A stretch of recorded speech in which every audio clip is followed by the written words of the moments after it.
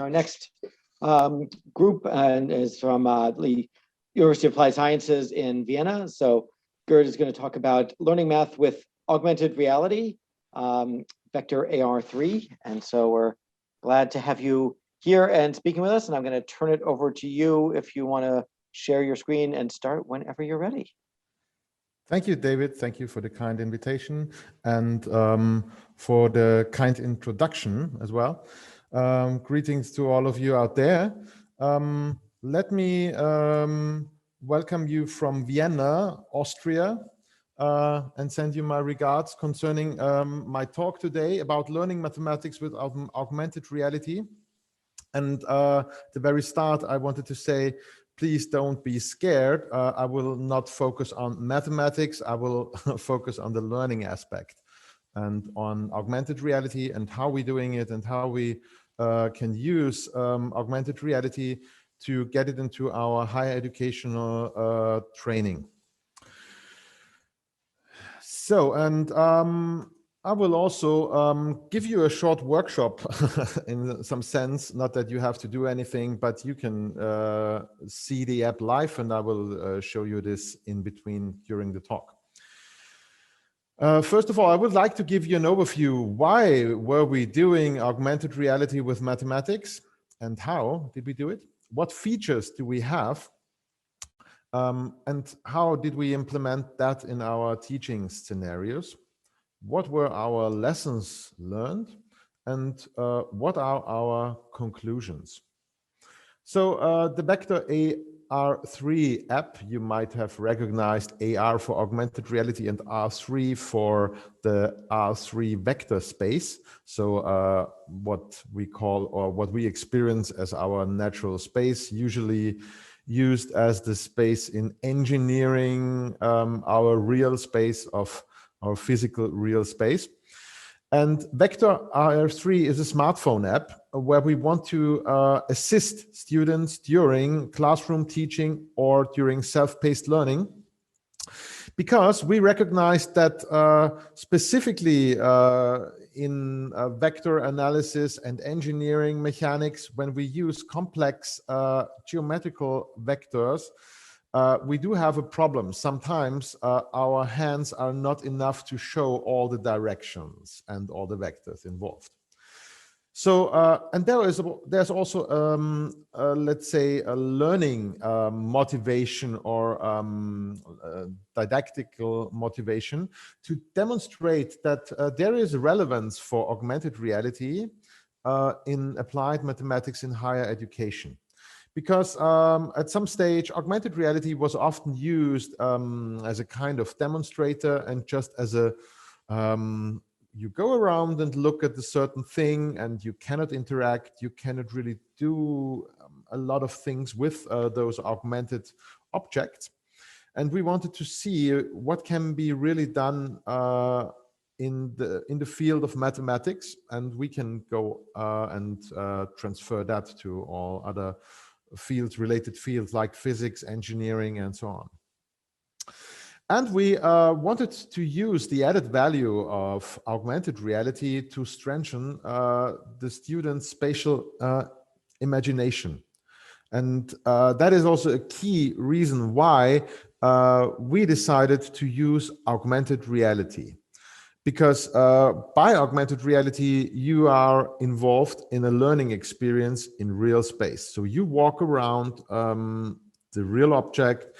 You don't need a spatial imagination like often in simulations you have on your desktop of a 3D object, where you need to have an additional spatial imagination. When you can really be able to walk around the object, and in our cases, walk around vectors in real space, you're able to much better and deeper understand what's going on. And there are certain scenarios we developed, and I will show you and introduce you to them. And also what we have learned in interaction with our students, how that can be extended and transferred to further things. And also why augmented reality has a strong impact in our opinion is because there is social interaction involved. So you have a peer-to-peer interaction in specific teaching scenarios, and you have this professor-student guidance relation, which is which is also in augmented reality quite good to establish and able to establish. So let me show you what features we have. In this app, we started with a bunch of features. I would say that's not all that is possible. There is much more possible, but we wanted to start with a compact and strong basis to learn if there is an added value and then be able to extend. And we are using vectors in Cartesian basis. We are able to use vector in skew coordinates. So if you do not have orthogonal or orthonormal coordinate systems, you're able to work with vectors then as well. You're able to do dot products, cross products, and you're able to work with surface normal vectors. All our vectors refer to R3 space. And you can modify vector components. And as you can see here in the slides, you see how you can do it, how you can modify the components of the vectors. And some key values are calculated and shown for a self-check for students. All of this runs on all newer smartphones with augmented reality capability. So iPhones and Android. And also, as an added thing, we decided to put the app as a free app available. So it's an open educational resource. Now, what I would like to do with you is to show you the app really in live setup, and therefore I switch to my other camera. Let me show you this here. So very well, very well. So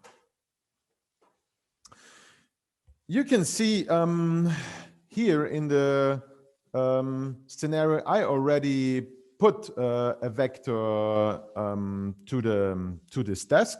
So here we have our desk where I am really going live.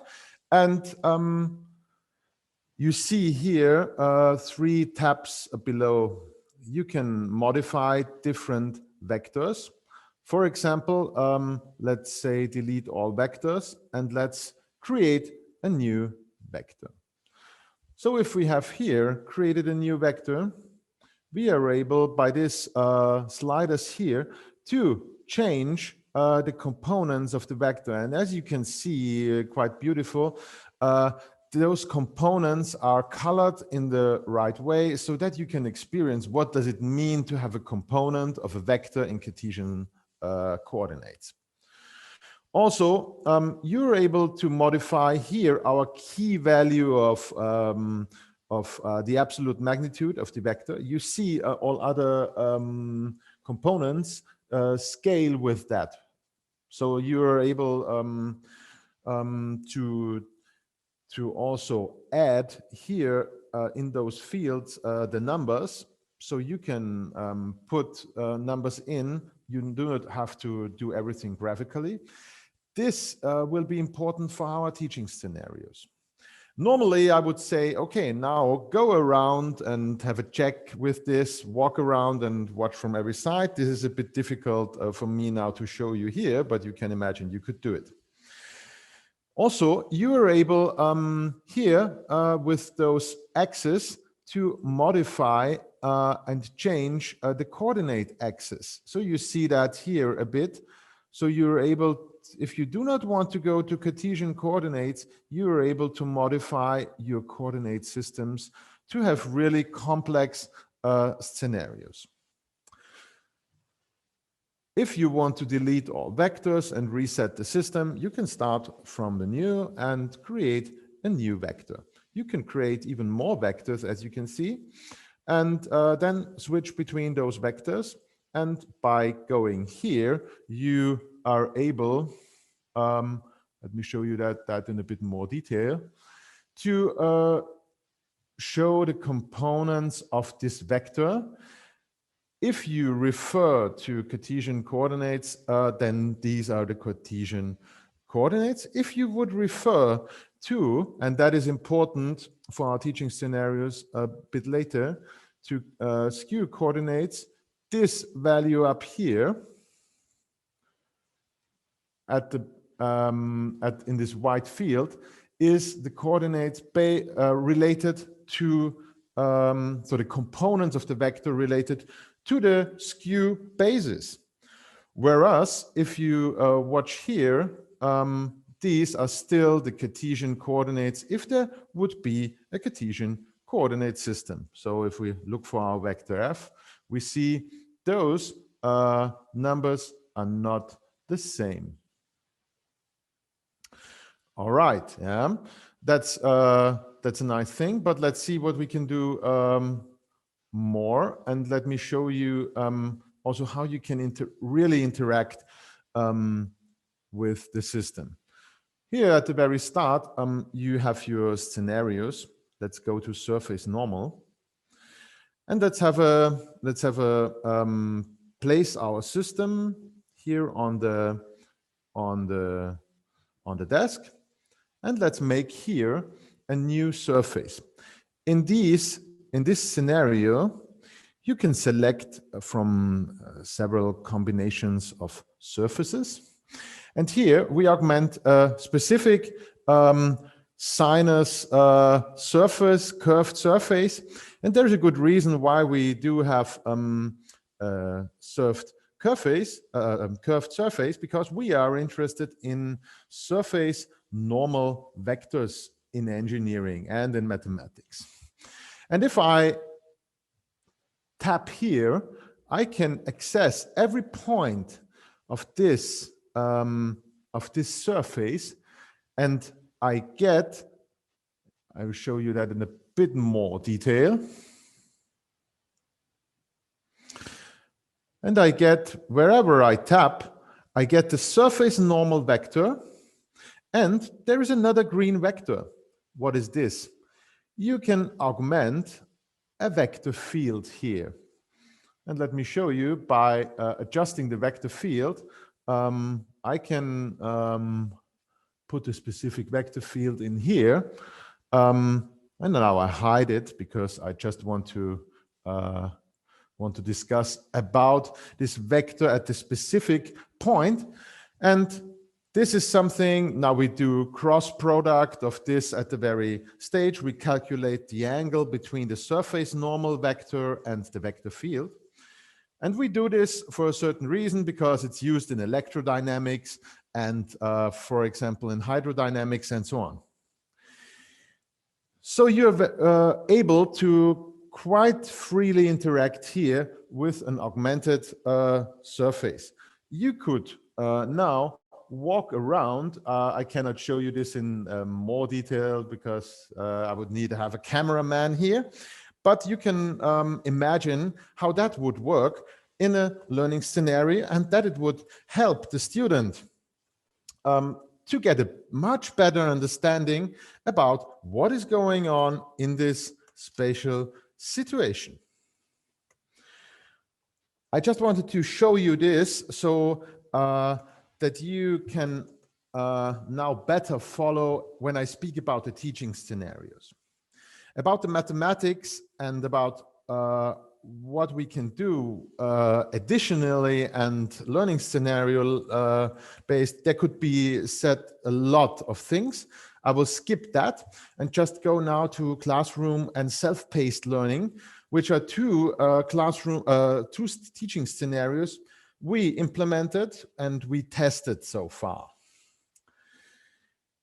During both scenarios, you can say, how do we set up such a task for the student? We provide a certain micro task where we say, okay, calculate the basis vector in a certain direction, for example, whatever. Then students do this by calculation by hand. we think they have already learned how to do it, and they should know and have the competences already. Now they calculate this and use the AR3 app to check their calculation. And because you will receive in this micro task a specific output, and you can understand and check the spatial relation of the output. So you can better understand if that what you have calculated is really the right output. And you can check the geometrical interpretation by walking around, by getting in, getting closer, watching the components, see how they relate, what is the angle between those vectors. That is something, if you just do that on paper, it's very hard to imagine. And by doing this in a classroom setup, you can very easily make peer-to-peer learning. You can group the students together in 2 to 3 persons group. They can work, share a problem, check the problem, and ask and help each other in a peer-to-peer setup. In self-paced learning, during COVID-19, we had the situation that we had to do it because it happened. And so we had the perfect situation to evaluate this as well. And we learned that this worked quite well with the students also alone at home. But the setup basically was the same. So we did our teaching from mobile office at home via our Moodle setup at the university to our students at home via Teams or with Zoom.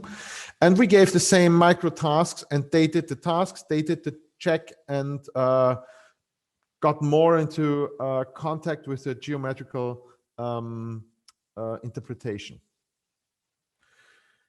So what kind of outlook can we have concerning such an application? Now we have included, I would say, a foundation on vector analysis that can be used in several micro tasks. And what we would like to do now is to include further features. Out of this evaluation we did with our students from undergrad programs in engineering, like mechatronics, robotics, for example, they had this. They had the app in use, but also with high school classes, we had evaluations. We know that we would like to extend a few more setups at the next level, and that would be a reduction to R2, because sometimes it's for the basic things it's much easier to start by only 2 dimensions to reduce the problem complexity. And then we would like to add up more interactions. Like if you have several vectors, you would like to add them. Understand what does it mean to add vector with another vector, to subtract, to multiply them scalar. We have included a dot product and the cross product. I completely skipped that now for purpose of time. If questions come up, I can show you later. And we would like to go into some more application scenarios from mechanics, like the inclined plane, which is a typical vector application where you have a force which consists of 2 force vectors. Or electrodynamics. Therefore, we have this scenario with a surface normal vector. Then what we would like to understand and develop further teaching scenarios. Now we have this micro task scenario. This is nice, but we think that there is much more that can be done with this. This is something where we are really at the very start to get a better understanding what is helpful for the students. Since the app is right now not really easy to use without any guidance or without any idea how to start, we would like to add a tutorial mode.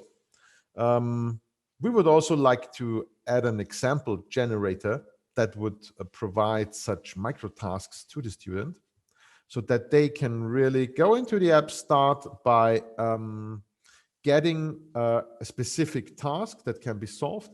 And also this example generator could be easily included with a gamification setup. One further thing that really would provide the full power of augmented reality would be if we augment vectors on real objects. So if we would have an inclined plane set up in the lab and allow students to augment vectors on this inclined plane setup, so that we could show how a force vector decomposes into two vectors. This is where the full power of augmented reality will come in. We are going for that in the future. Also, we will have a more extensive evaluation with students and professors since COVID has hindered it to do it a bit. Let's have a conclusion. Augmented reality, in our opinion, demonstrates its applicability to higher education complex tasks in mathematics, but also in other fields like physics, engineering, and furthermore, I cannot say where. That AR is promising in learning scenarios in general, where you have a complex spatial aspect and you have a geometrical interpretation. Because otherwise you could use a simple simulation, and there are a lot of really great things that have been done with online simulation applets and so on. So there is a lot available, and augmented reality would not be needed for everything. But where augmented reality has a really added value is as soon as you can have an immersive experience by walking around a specific object and getting close, getting far, understanding the spatial relation of this thing. Then we think that we learned that that a digital enhancement of teaching is always important and helpful, but you cannot overestimate social interaction. And therefore, augmented reality, in our understanding, is really promising. Because that I would like to say as a so to say final line, in our understanding, teaching and learning are social and interactive processes. And to go back to the medieval foundation of university teaching is the community of teachers and learners, the interaction between them. Let me say something about my team. Thanks to my team, and also we were honored to receive the International E-Learning Award 2020 for mobile learning. Was a real honor. Thanks for that. And it pushed us to get more and do more and more in this field. And I hope to show you more in the future to come. Thanks to Stefanie Lietze, who is doing the didactics and learning the didactics in the team. And she's a psychologist. Karin Langer, who helped us a lot with publication, and Stefan Beck, who worked also with me on the mathematical and physical scenarios. Thanks also to the students from Hertha Firnberg School who provided us with the pictures of the teaching scenarios in classroom. They also had a whole year training with the app in a classroom setup, and gave us a lot of ideas and input and a good understanding of how we can set up specific teaching scenarios. So we have there a good application in the field of high school students. And also in our bachelor degree programs and master degree programs, we have a lot of application in our undergrad and graduate programs. Here on this last slide, you see a lot of references, or you can find also on the current e-learning blog, Evelyn Levine wrote an article about the app. You find the paper linked here, and also a kind of introduction YouTube spot to watch how it is done. You can find the app on the App Store and on Google Play for free. Enjoy and get in touch with us if you have some inputs, ideas. We're looking forward to that. Thank you. That was all from my side, and looking forward to questions. All right, fantastic. Thanks so much. That's a really cool app. And yeah, I had noticed the IELA winner, remember from previous years. So congratulations again. A little bit of time for questions. One question I had was, you mentioned some teaching scenarios. So this is an open resource that's available to everybody. What are your thoughts on, resources, like sort of teaching strategies that you might recommend in scenarios versus people just taking the app and sort of integrating it as they wish in the classroom? So you're sort of, how directive do you feel that your team wants to be about how people use this? Oh, we do not want to be directive. We want to be very open, and therefore we started it to develop it very open. But I think for learners or for teachers, it might also be too open without any guidance.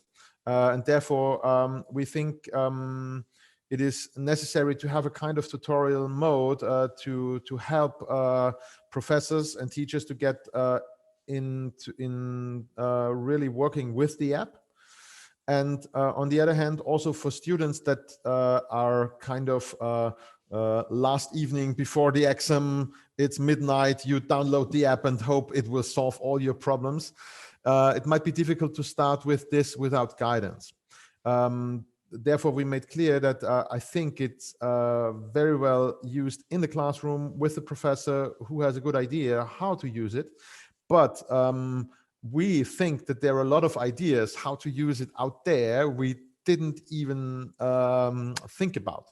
So therefore, we really hope that a lot of people are working with this and give us their impression and idea how to improve, how to use it, because some applications we might not have had a good idea about it. Yeah, so we are very open. Yeah. Are there other resources that you have out there, or are you thinking of establishing or have some sort of community of practice for users so they can share ideas about? Yeah, we will provide some screencasts on that. A screencast to start with, a screencast also for the professors to start with, teachers screencast, so to say, and also a learners screencast for students. How to start and get into working with the app. Yeah. And that could be included. It would be nice to have in the tutorial mode. Yeah. Yeah, and in terms of sort of some community practice, you mentioned people come up with different ideas. Is there a place where they can share ideas with each other and with you, like there, or the possibility of a, I don't know, an online forum or a group or something where they can kind of, people can get to discuss the. Right now, not really. You could write me an email, but we will go on and put that on a stable ground. Yeah. Mm-hmm. Great. No, it sounds like there really may be a benefit to it. There's so many different ways people can use this, and yeah, it's really nice and cool application, and one an AR application also that that really has a purpose within the class. It's great to see it. Well, terrific. Well, there are no more questions. Thanks, probably right about on time, so we can go ahead and wrap up. So thanks once again. Great to talk with you and great to see you, and I really enjoy your work. So really good to have you. It was a pleasure. Bye-bye. Absolutely. You too. Bye-bye.